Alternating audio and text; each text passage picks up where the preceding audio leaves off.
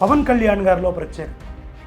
ఇప్పుడు మీరు TTD chairman, ఏమండి నాకు ఈయన మీడియాకి ఇలా సహకరించాడు కాబట్టి నేను ఈయనకి ఇస్తాను, లేదండి మా పార్టీ కార్యకర్తగా ఇతను 40 ఏళ్ళ నుంచి పనిచేస్తున్నాడు కాబట్టి నేను ఇస్తాను, పొలిటికల్గా నాకు కుడి భుజంగా ఇతను ఉన్నాడు కాబట్టి నేను ఇతనికి ఇస్తాను, లేదు మాకు ఎక్కడ ఏం కావాలన్నా, మాకు సెంటర్లో ఫైల్స్ మూవ్ అవ్వాలన్నా ఫలానా ఆయన ఉన్నాడు, ఆయన తమ్ముడైతే కరెక్టు, ఆయన తమ్ముడికి తీసుకొచ్చి ఇస్తాను అని బంధుత్వాలు చూసుకుంటున్నాం. పొరపాటున టీటీడీ పోస్టింగులు ఇవ్వకండి. పవన్ కళ్యాణ్ని ఎందుకు మెచ్చుకుంటున్నా, అతను ఒక దీక్ష తీసుకున్నాడు, వారాహి దీక్ష. డిప్యూటీ చీఫ్ మినిస్టర్గా ఉన్నాడు. ఏ బట్టలు వేసుకున్నాడండి?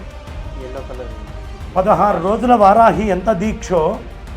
తిరుమల వెంకన్న, కలియుగ వెంకటేశ్వరుడు, కలియుగనాథుడు, కలియుగంలో అందరినీ బ్రోచడానికి అక్కడ కూర్చున్నటువంటి ఆ పరబ్రహ్మస్వరూపమైనటువంటి ఆ శ్రీమన్నారాయణమూర్తి గోవిందుడు వెంకటేశుడికి ఎలాంటి వాడిని పెట్టాలి? ఇంకెంత దీక్షగా ఉండాలి? ఆయన దీక్ష చూస్తే ఆనందం అనిపించింది నాకు. అంబానీ ఇంటికి పెళ్ళికి వెళ్ళాడు. ఆయన ఏమాత్రం మొహమాటం లేకుండా తన దీక్షా వస్త్రం ఏదో అదే వస్త్రం మీద వెళ్ళాడు. అలాంటి నిబద్ధత ఉన్న వాళ్ళని చైర్మన్ పోస్టులలో వెయ్యండి. ఏమండి మాకు ఇదిగో నిత్యము పొలిటికల్గా సపోర్టు, నిత్యంగా మాకు మీడియాలో సపోర్ట్ చేశారు, నిత్యము మాకు అనుబంధంగా ఉండి పార్టీకి కార్యకర్తగా ఉన్నారు. దయ ఉంచి ఇలాంటి వాళ్ళకి మాత్రం చంద్రబాబు నాయుడు గారు పోస్టింగ్ ఇవ్వకండి. ఒకవేళ వాళ్ళు గనక సిన్సియర్ అయి ప్రతిజ్ఞ చేసి నేను చెప్పినట్టుగా అన్ని పీఠాలకి వెళ్ళి అందరి ఆశీస్సులు తీసుకొని వాళ్ళ దగ్గర కొంత క్రమము పద్ధతి నేర్చుకొని వస్తే వాళ్ళకైనా ఇవ్వండి.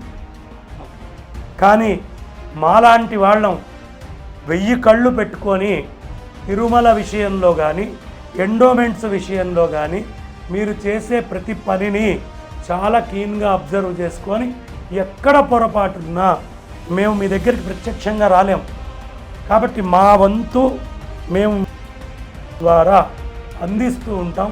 జాగ్రత్తగా గమనించుకొని మీరు తీసుకెళ్లారా ప్రభుత్వం అద్భుతంగా ముందరికి సాగుతుంది.